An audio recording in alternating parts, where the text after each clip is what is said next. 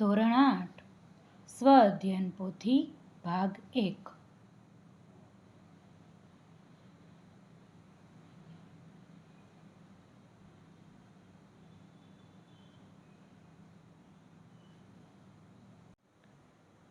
વિષય વિજ્ઞાન ચાલો યાદ કરીએ.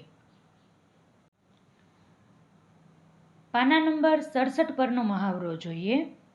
પ્રશ્ન નંબર 1.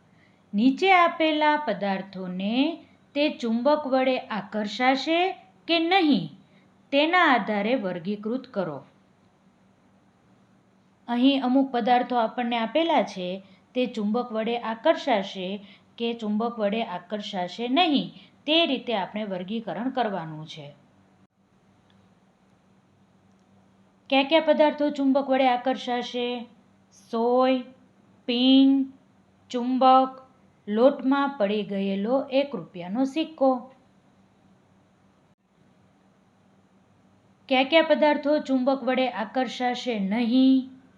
કાચનો પ્યાલો, લાકડાની ખુરશી, કાગળ, રેતી, ચોખા, ઘઉં, પ્લાસ્ટિકની માપપટ્ટી, પૂઠું.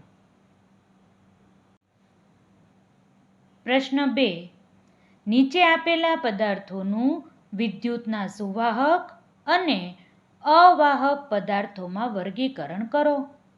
લોખંડ, કાગળ, કાપડ, નિકલ, ચામડું, લાકડું, કાચ, કોબાલ્ટ, પ્લાસ્ટિક, એબોનાઇટ. આટલા પદાર્થો આપણને આપ્યા છે.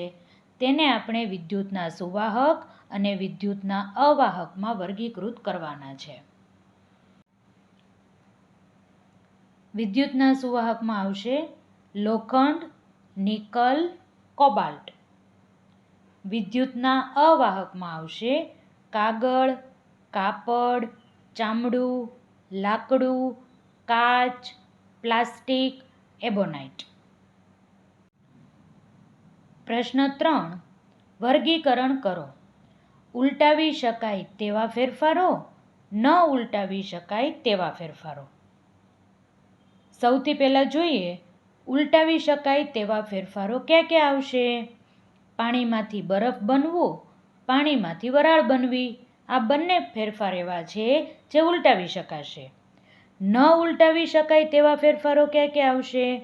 ખીરામાંથી ઈડલી બનાવવી અને બાળકમાંથી યુવાન બનવું. પ્રશ્ન 4. નીચે આપેલી પ્રક્રિયાઓમાં થતા ફેરફારોનું ભૌતિક તથા રાસાયણિક ફેરફારમાં વર્ગીકરણ કરો. અમુક ફેરફારો આપણને આપેલા છે. તેને આપણે ભૌતિક ફેરફાર અને રાસાયણિક ફેરફારમાં વર્ગીકરણ કરવાનું છે. ભૌતિક ફેરફારમાં શું શું આવશે? કાગળનું ફાટવું, કણકમાંથી પિંડ બનાવવો, રોટલીને શેકવી, મીણ પીગળવું, પાણીમાં ખાંડનું ઓગળવું. રાસાયણિક ફેરફાર ક્યાં ક્યાં આવશે? લોખંડને કાટ લાગવો, ચોકના ભૂક્કામાંથી ફરી ચોક બનાવવો. પ્રશ્ન 5.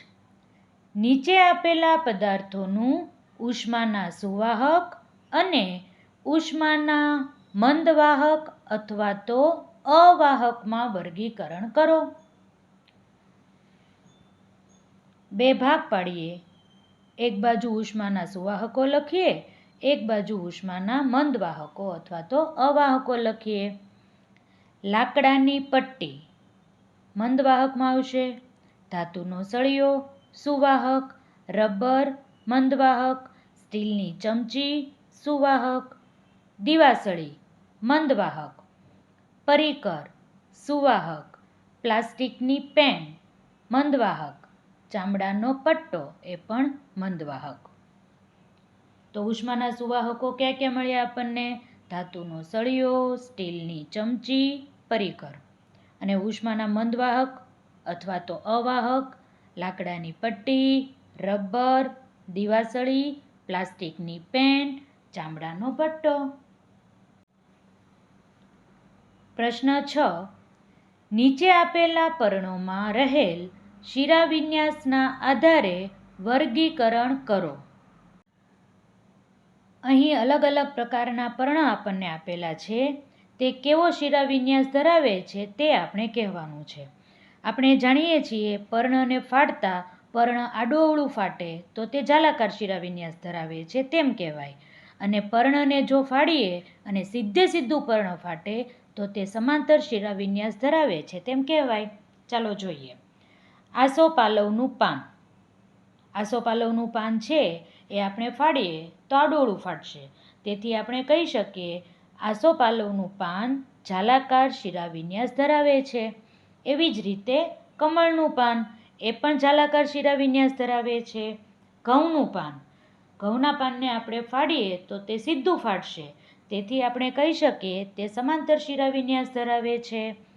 પીપળાનું પાન જાલાકાર શિરાવિન્યાસ, ઘાસના પાન સમાંતર શિરાવિન્યાસ, બાજરીનું પાન સમાંતર શિરાવિન્યાસ.